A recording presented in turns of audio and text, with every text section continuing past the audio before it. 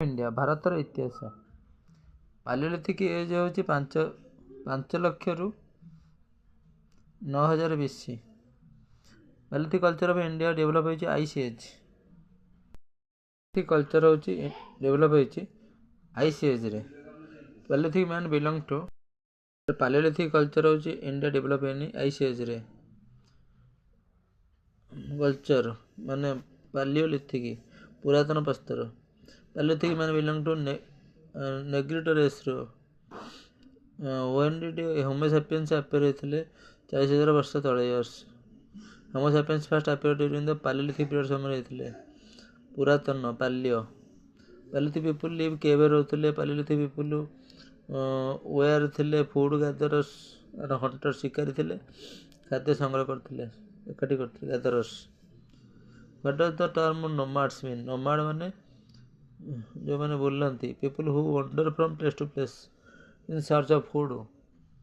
खाद्य संग्रह in search of food moves from one place to place wander from बोलती। Palaeolithic people also called quartzite men कहते प्रस्तर युग व क्वार्जेट कहते। Palaeolithic further divided into 3 phases early और lower palaeolithic, middle palaeolithic, upper palaeolithic.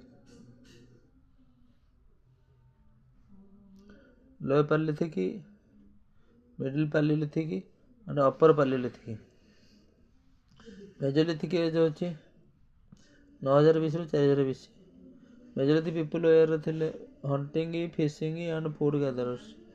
शिकार माछ धरिबा फूड गैदर करिया। What is microlith? माइक्रोलिथ हूँ small triangular piece of stone are called microlith. Mesolithic age हूँ मध्यप्रस्तर। पालियोलिथिक मेजोलिथिक हूँ 9,000 4,000। Hunting, fishing and food gatherers सब शिकार करते माछ धरते food gatherers.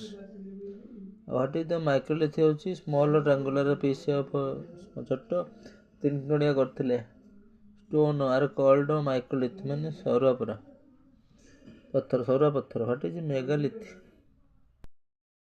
Huge rectangular blocks सब मेगालिथ बड़ 4 कोणिया blocks of stone are called megalith कहती। डोमेस्टिकेशन ऑफ एनिमल स्टार्टेड है मेजोलिथिक समय लेट मेजोलिथिक माने लेट। एर्ली माने हूँ एर्ली वैदिक चावल लेट माने डेरी रे मेजोलिथिक एज। एनिमल स्टार्टेड होता ड्यूरिंग डोमेस्टिकेशन पालिबा। India microlith have been found होता इंडिया रे ब्रह्मगिरी कर्नाटक रे। माइक्रोलिथ माने पूरा micro sharpen stone. Age people practice painting करते व्हिच एज? पालियोलिथिक रे मेजोलिथिक रे पेंटिंग प्रैक्टिस करते। Which site is striking site of pre historic painting? प्राक ऐतिहासिक पेंटिंग जो होता से भीमबेटका मध्य प्रदेश रे। Earliest evidence for the domestication of animals? Animal domestication earliest evidence प्रमाण होची आदमगढ़ एमपी, बोगड़ राजस्थान। बोगड़ राजस्थान एमपी रो Adamgarh, Bagor Rajasthan evidence animal domestication. Indian microlith have been found होता Brahmagiri Karnataka. People particularly use stone x को नियोलिथिक रे स्टोन एक्स कुराड़ी which is wheel was discover होता neolithic age रे। Site found at Burzahom belongs to Burzahom जो साइट फाउंड होता neolithic नूतन प्रस्तर। Mesolithic palaeolithic in which age the art of cloth weaving कपड़ा बुणिया स्टार्टेड होता नियोलिथिक नूतन प्रस्तर।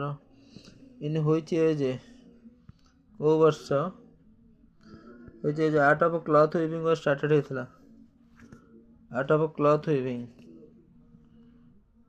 वीविंग स्टार्टिंग होता नियोलिथिक। क्रॉप्स कटिंग वर मेड शस्य काटिबा neolithic people live circular triangular house रे गोलेई चतुर्भुज मेड ऑफ मड आउ रीड रे कादुओ आउ दल। The oldest neolithic site in India? Oldest माने पुरातन पुरातन साइट थिला कौन बालुचिस्तान मेहरगढ़ 7000 BC थिला पुरातन